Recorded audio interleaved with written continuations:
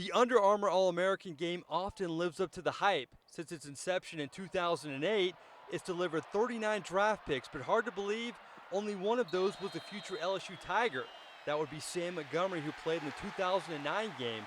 This year, it looked like an LSU drought early, as for different reasons, those on the LSU bubble were committing elsewhere. We begin our run down rejection row with Beaumont, Texas corner Tony Brown, who stiff-armed the Tigers in favor of the Crimson Tide.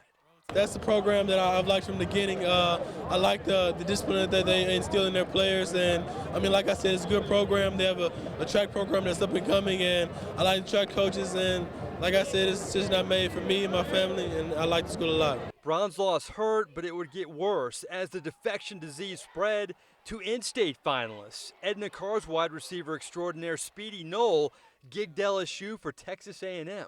I made my mind up before New Year's, and I told my mother and I told her that I wanted to be an Aggie, and she was cool with it. Ain't no pressure was on it, and she was very relaxing. Speedy wasn't the only Edna Carr product across the Tigers off his list. His prep teammate and arguably the best defensive end product in the country, Gerald Willis, chose the Gators over LSU.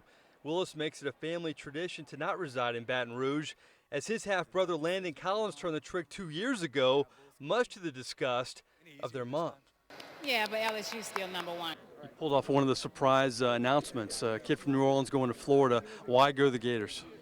The last person I talked to, my brother, and he told me the advice. Said you need to get out of New Orleans, you need to get out of Louisiana, and just see a different life. And of course he told me the Gators fit me. They really fit me. The pass rushing I have and the speed I have, and he said I'll be dominant at Florida. So LSU was 0 for 3. We'll leave it to a blue chip defender to prevent the shutout.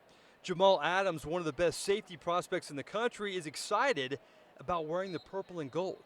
What really stood out about LSU overall in making this decision? I mean the defense, and like I said, the opportunity is there. They always have an outstanding defense and always have a run for the championship.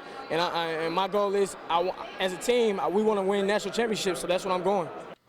So at the end of the day, an exhausting Under Armour experience for every LSU fan. Sure, they gain an Adams, but they lose a Brown, a Willis, and a Knoll. But fitting, a football game played in a baseball stadium. All these LSU Tigers played comeback in the bottom of the ninth. They reeled in the #1 recruit in the country late. How about running back Leonard Fournette? Yeah, quite the walk-off.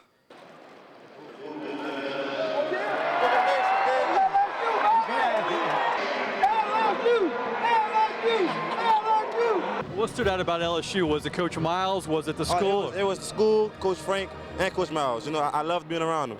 So LSU saved its best for last, where a late rally at the Under Armour gives its recruiting efforts a nice jump start with signing day just a few tight spirals away.